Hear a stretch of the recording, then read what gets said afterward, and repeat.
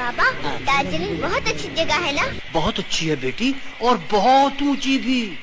बर्फ से ढके हुए पहाड़, ऊंचे ऊंचे पेड़ और ठंडी ठंडी हवा।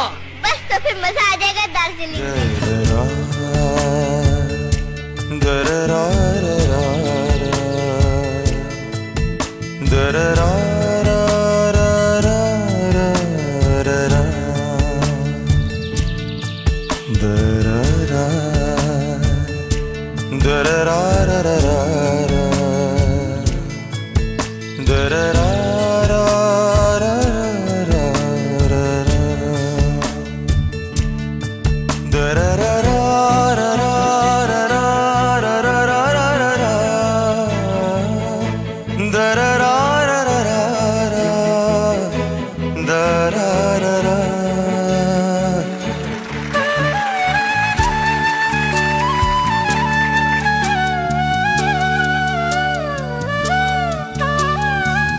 কেমন লাগলো তোমাকে? ভালো লাগলো।